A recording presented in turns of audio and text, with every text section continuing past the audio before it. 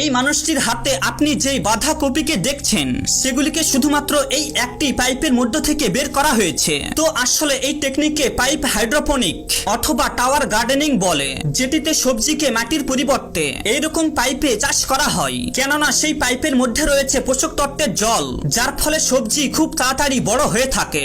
এই মানুষটি সাইজে এতটাই বেশি বড় যে তার সামনে সবকিছু ছোট দেখতে লাগে। তো আসলে এর নাম হলো শ্যাকুইল, আর এর জুতোকে দেখুন 23 নাম্বারের, যেটি কিনা একজন মানুষের মাথার থেকেও বড়।